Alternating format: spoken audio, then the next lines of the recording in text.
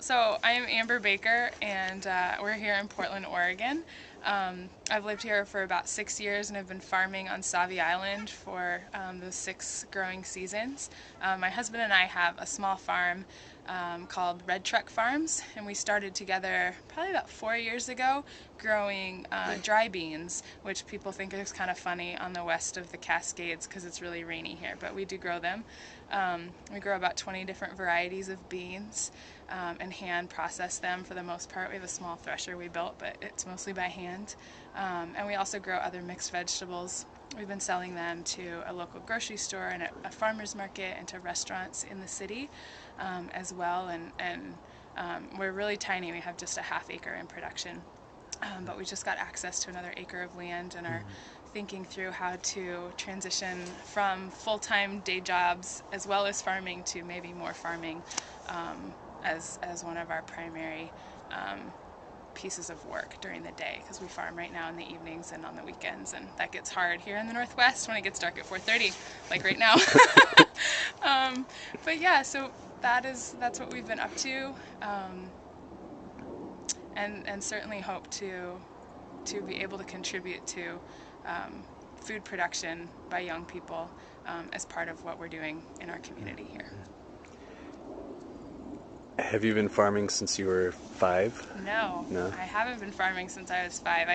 I grew up in Berkeley, in the Bay Area, in this weird sort of commune joint living thing, and our parents grew food and raised goats and rabbits and chickens in their backyards, but it was definitely like urban garden kind of context, and then was definitely an urban city, smaller town, but definitely urban person growing up. And I got into farming and agriculture really through sort of academic interest in it, and I got to study abroad when I was in college, and I was told by community after community that I had the opportunity to meet that the best thing I could do as an American is go home and do my work at home. And so I did. I went home and I tried to figure out what was really going on in my community. And I'm from Monterey County, which is one of the largest agricultural counties in California.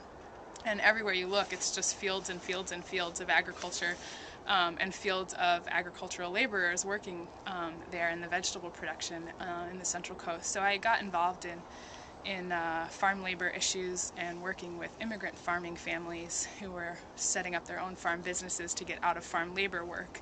And I did that for a couple of years and realized that I had never really picked lettuce before. So I tried to find a job picking lettuce and ended up in sort of like, a college grad apprenticeship program for young people, but was able to experience what that was like and really learn a lot and got hooked. I wasn't really intending to be a farmer, but it got totally under my skin, and I don't think I'll ever go back, really.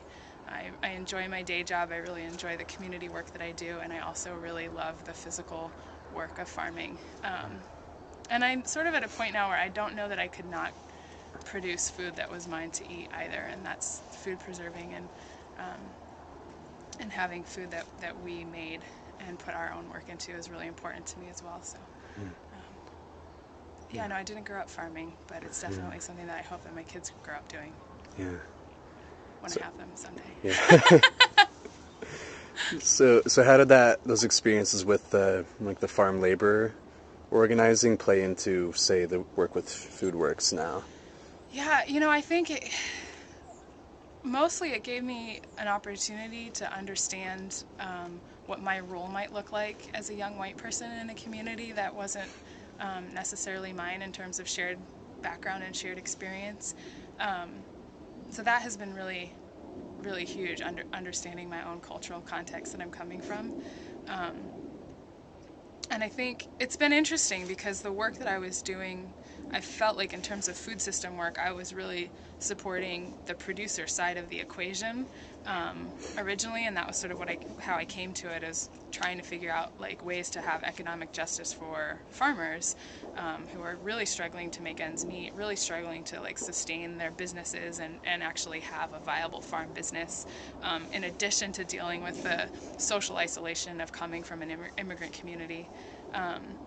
And so in my work now, I really see the same dynamics of that social isolation is really still very prevalent, and also looking at urban folks being really considered the consumption side of the whole equation, but recognizing that there's a lot of production potential and capacity in the community where I work now to be food producers as well.